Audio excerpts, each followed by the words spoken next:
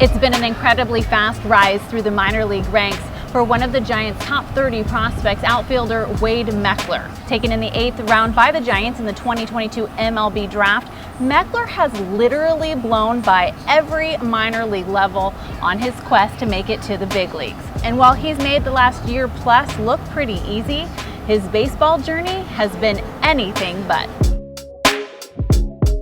All right, so here he is, and that's a face you're gonna wanna remember for sure. You became the first member of the Giants 2022 draft class to hit every level. Single A, double A, and now AAA. Like, how are you wrapping your head around this? Yeah, I mean, the goal was to obviously, perform at each level and kind of put myself in a position where I was showing that, I was belonging at the level I wasn't currently at. And, my goal was to just put up numbers that showed that I wasn't supposed to be at the level I was at and, get moved up. But my goal was just to keep hitting and perform, and it's gotten me here. I love that you said your goal is to put up numbers that show I shouldn't be here because I should be in a level higher.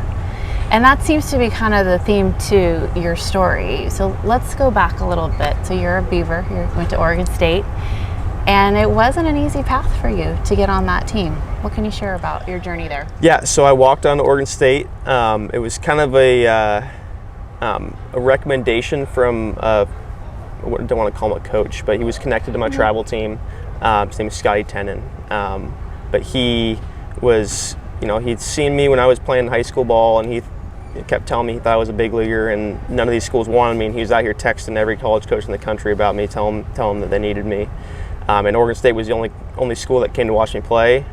And they ended up offering me a walk-on spot there after watching me play once, and I walked on to Oregon State. How tall are you? I'm 5'10". Okay, he's 5'10". We see from scouts, this was a quote from a scout, slight frame, have concerns he will not be able to hit for enough power against big league pitching. So this is kind of your theme. Somebody sees you, you don't look like the prototypical baseball player body type. How does that motivate you that somebody has an assumption about you that is not correct? Yeah, I mean, I obviously didn't like it. But I had heard that all my college career, scouts looking past me and looking towards other guys. I had teams trying to sign me for $5,000, and that kind of put a chip on my shoulder as well. It makes you kind of want to beat those teams. I heard it all through college, and my goal was to just keep hitting and kind of let the power come as I keep growing and keep putting size on. But at the end of the day, my goal is just to hit. If I get hits, a single has an OPS of 2,000. If you hit a single every time, your OPS is 2,000. So a hit is a good thing. That's the way I look at it. So Ed Lucas is the Assistant Director of Player Development with the Giants. Here's some of his descriptions of you. Controls the zone, smart decisions, high contact rate, high level of barrel accuracy. Break that down, especially barrel accuracy, and what is it about you that makes you a complete hitter? Essentially, it basically means that you have the ability to put the barrel on the ball often. And obviously barrels are hit harder and barrels are typically hits. Mm-hmm. It's whether it's a changeup down and out or a fastball up and in, if you can put the barrel on it, you have an accurate barrel.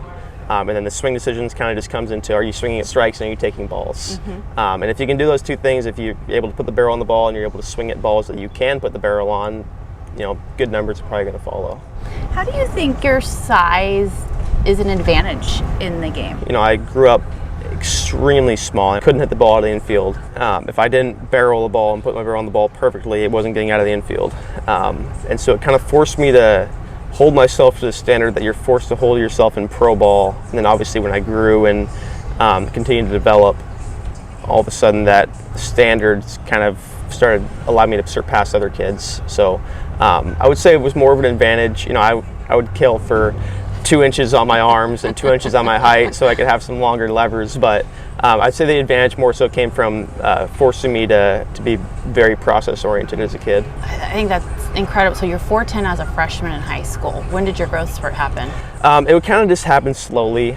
There was never a year where I grew like 8 inches. It was like 3 inches freshman year, 3 inches sophomore year, 3 inches. They just kind of happened as I went through high school. I finished high school at 5'8" and then grew about 2 more inches in college. You're flying through the minors. Are you enjoying it? Are you having the time of your life? Yeah, I mean, it's pretty much exactly what I expected. You know, it's a grind sometimes, it's super fun sometimes, but at the end of the day, you know, it's having a job where you're pursuing a goal it's all you can ask for. You know, it's having a purpose. So yeah, I couldn't be happier to be here. We're glad you're here. Wade Meckler.